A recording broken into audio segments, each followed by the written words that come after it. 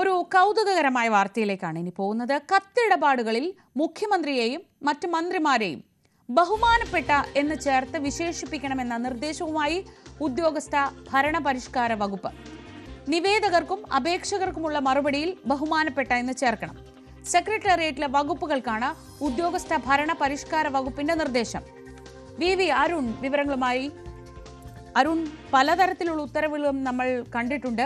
ബഹുസ്വരത ഉയർത്തിപ്പിടിക്കാൻ ശ്രമിക്കുന്ന സർക്കാർ എന്നതാണ് എപ്പോഴും പറഞ്ഞു കേട്ടുള്ളത്. ഇപ്പോൾ ഈ ബഹുമാനം ഉയർത്തിപ്പിടിക്കാൻ സർക്കാർ ശ്രമിക്കുന്നതിന് പിന്നെ എന്താണ്? ബഹുമാനക്കുറവുണ്ടെന്ന തോന്നലാണോ?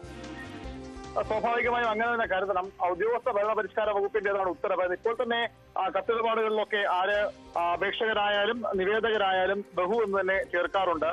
ഇപ്പോൾ നാട്ടുകാരോടല്ല, സാധാരണ അപേക്ഷകരോടും നിവേദകരോടും അല്ല സർക്കാർ ഇങ്ങനെ ഉദ്യോഗസ്ഥ ഭരണപരിഷ്കാര വകുപ്പ് അങ്ങനെ ആവശ്യപ്പെട്ടിരിക്കുന്നത്. പകരം ഈ വകുപ്പ് ഒരു ഉദ്യോഗസ്ഥരോടാണ് ഈ നിവേദകരുടെയും അപേക്ഷകരുടെയും ഒക്കെ കത്തുകൾക്ക് മറുപടി കൊടുക്കുമ്പോൾ, അവരുടെ നിവേദനങ്ങൾക്കും അപേക്ഷകൾക്കും മറുപടി കൊടുക്കുമ്പോൾ മുഖ്യമന്ത്രിക്കും മന്ത്രിയുടെയും പേരിന് മുൻപിൽ ബഹു എന്ന് ചേർക്കണം. ബഹു മുഖ്യമന്ത്രി, ബഹു മന്ത്രി എന്ന് ചേർക്കണം. ഇതാണ് ഉദ്യോഗസ്ഥ ഭരണപരിഷ്കാര വകുപ്പിന്റെ പുതിയ നിർദ്ദേശം.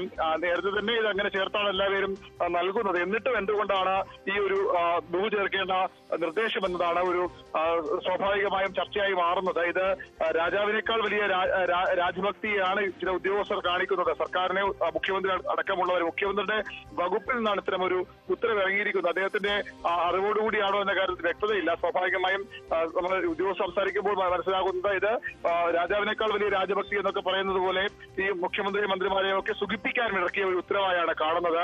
ഏതായാലും എങ്ങനെ ഇതിനോട് സർക്കാർ പ്രതികരിക്കുമെന്നാണ് ഇനി അറിയേണ്ടത്. ഇങ്ങനെയാണ് ഉത്തരവ് പറയുന്നത്. പൊതുജനങ്ങൾ വിവിധ ആവശ്യങ്ങൾ ഉന്നയിച്ചുകൊണ്ട് ബഹുമുഖ്യമന്ത്രി, ബഹുമന്ത്രിമാർ എന്നിവർക്ക് നൽകുന്ന നിവേദനങ്ങൾ, പരാതികൾ എന്നിവ പരിശോധന വിധേയമാക്കിയ ശേഷം ബന്ധപ്പെട്ട ഓഫീസുകളിൽ നിന്നും നടപടി സ്വീകരിച്ചതിന്റെ ഭാഗമായി നിവേദകർക്കും അപേക്ഷകർക്കും നൽകുന്ന മറുപടി സംബന്ധമായ കത്തിടപാടുകളിൽ ബഹുമാനപ്പെട്ട മുഖ്യമന്ത്രി, ബഹുമാന സൂചകമായി ബഹുമുഖ്യമന്ത്രി, ബഹുമന്ത്രി എന്ന് രേഖപ്പെടുത്തേണ്ടതാണ് എന്നാണ് ഈ ഉദ്യോഗസ്ഥ ഭരണ പരിഷ്കാര വകുപ്പ് അണ്ടർ സെക്രട്ടറിയുടെ സർക്കുലർ 30-ാം തീയതി, കഴിഞ്ഞ മാസം 30-ാം തീയതി പുറത്തു വന്നിരിക്കുന്നത്.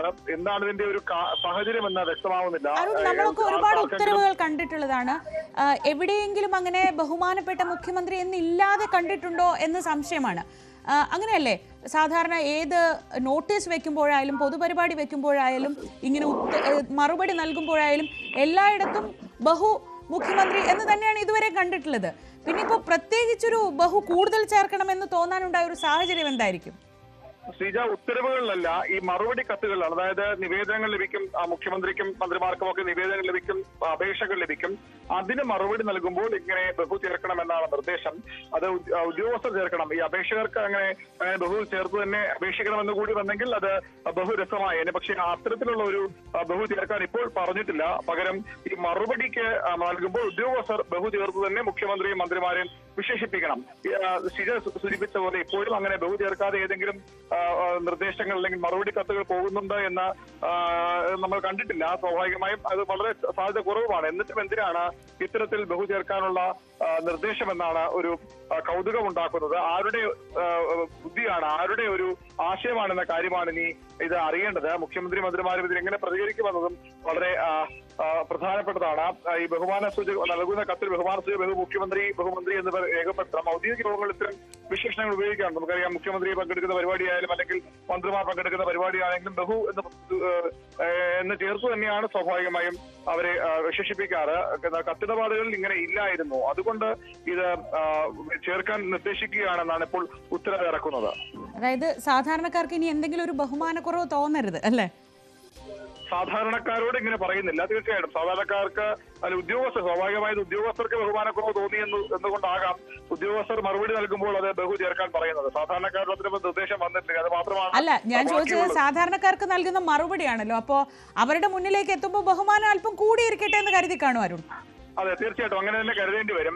സാധാരണക്കാർക്ക് ഈ ഉദ്യോഗസ്ഥർക്ക് മുഖ്യമന്ത്രിയോട് മന്ത്രിമാരോട് ബഹുമാനമില്ല എന്നൊരു തോന്നൽ ഉണ്ടാകേണ്ട എന്ന് കരുതിയാകാം. അത്തരമൊരു കരുതലിന്റെ കൂടി ഭാഗമാകാം ഈ ഒരു നിർദ്ദേശം എന്ന് വേണം മനസ്സിലാക്കേണ്ടത്. പക്ഷേ ഇത് എങ്ങനെയാണ് പൊതുവിൽ സ്വീകരിക്കപ്പെടുക എന്നാണ് അറിയേണ്ടത്. മുഖ്യമന്ത്രി മന്ത്രിമാരും ഈ നിർദ്ദേശവുമായി മുന്നോട്ട് പോകാൻ തന്നെ ഇവർക്ക് പറയുമോ, അല്ലെങ്കിൽ അത്തരം വേണ്ട? നമുക്കറിയാം, പല ഇത്തരത്തിലുള്ള ഈ വിശേഷണങ്ങൾ ഒഴിവാക്കാൻ നേരത്തെ പല സർക്കാരുകളുടെ കാര്യത്തും അങ്ങനെ നിർദ്ദേശങ്ങൾ വന്നിട്ടുണ്ട്. ശരിയാണ്. നമുക്ക് ഈ വിഷയത്തിൽ എന്തായാലും ബഹുരസമായ ഈ ഉത്തരവിൽ കുറച്ച് പ്രതികരണങ്ങൾ കൂടി എടുക്കുന്നത് നന്നായിരിക്കും. ഇപ്പോൾ പൊതുപ്രവർത്തകനും സാമൂഹ്യ പ്രവർത്തകനും ഒക്കെയായ ശ്രീ CR നീലകണ്ഠൻ ടെലിഫോൺ ലൈനിലുണ്ട്. ശ്രീ CR നീലകണ്ഠൻ, ബഹുമാനം ഉദ്യോഗസ്ഥർക്ക് അല്പം കുറഞ്ഞിട്ടാണോ അതോ നാട്ടുകാർക്ക് മുന്നിലേക്ക് എത്തുമ്പോൾ ഈ മറുപടി കത്തുകളിൽ ഇങ്ങനെ കൊടുക്കണമെന്നാണ്? അപ്പോൾ അതായത് ഈ മറുപടി കത്ത് കിട്ടുന്ന ആൾക്ക് ബഹുമാനക്കുറവ് തോന്നരുതെന്ന് കരുതിയിട്ടാണോ എന്നറിയില്ല, ബഹു ചേർത്തിട്ട് വേണം ഇനി സംസാരിക്കാൻ എന്നാണ് പുതിയ ഉത്തരവ്. അല്ല, ഒരാളുടെ പേരിന്റെ കൂടെ ബഹു ചേർക്കുന്നതും ചേർക്കാതിരിക്കുന്നതും ഒക്കെ വളരെ ഫോർമലായ ഒരു കാര്യമാണ്. ഞാനതിൽ ഈ ഫോർമാലിറ്റിയിൽ വിശ്വസിക്കുന്നില്ല. പക്ഷേ സർക്കാർ ഉത്തരവ് എന്നങ്ങനെ ഒരു കാര്യം വരുമ്പോൾ നമ്മൾ മന്ത്രിമാരെയും അല്ലെങ്കിൽ ഉദ്യോഗസ്ഥന്മാരെയും ഗവർണറെ അവരെയൊക്കെ ബഹുമാനപ്പെട്ട എന്ന് വെക്കുന്നത് പോലെ തിരിച്ച് പൗരനും ആ ബഹുമാനം അർഹിക്കുന്നു എന്ന കാര്യത്തിൽ എനിക്ക് അഭിപ്രായ വ്യത്യാസമൊന്നുമില്ല. പൗരനും എന്താ അതിനർഹതയില്ലേ? അല്ല, ഇത് പൗരനെ ബഹുമാനപ്പെട്ട എന്ന് പറയണം എന്നല്ല ശ്രീ CR, അങ്ങനെ തെറ്റിദ്ധരിക്കരുത്. അതായത് സർക്കാരിലേക്ക് കത്തൊക്കെ നമ്മൾ വിവരാവകാശ നിയമപ്രകാരമൊക്കെ സർക്കാരിലേക്കൊക്കെ കത്തൊക്കെ അയക്കുമല്ലോ, അതിനുള്ള മറുപടി ഉണ്ടാവുമല്ലോ. ഈ മറുപടി അയക്കുമ്പോൾ ആ മറുപടി നൽകുന്നത് ഇപ്പോൾ മുഖ്യമന്ത്രിയാണെന്ന് വിചാരിക്കൂ. അപ്പോ ബഹു മുഖ്യമന്ത്രി നൽകുന്ന മറുപടി, ബഹു മന്ത്രി നൽകുന്ന മറുപടി, അവരുടെ പേരിന് മുൻപിൽ പൗരന്മാർക്ക് ബഹുമാനം നൽകണം എന്ന കാര്യത്തിൽ CR-നും എനിക്കും ഒക്കെ എന്തെങ്കിലും വിരുദ്ധ അഭിപ്രായം ഉണ്ടോ? അല്ല, ഞാൻ ശരിക്കും തെറ്റി. നിങ്ങൾ പറഞ്ഞപ്പോ എനിക്ക് മനസ്സിലായത് അങ്ങനെയാണ്. ഏതായാലും ഞാൻ ആ ഉത്തരവൊന്ന് വായിക്കട്ടെ.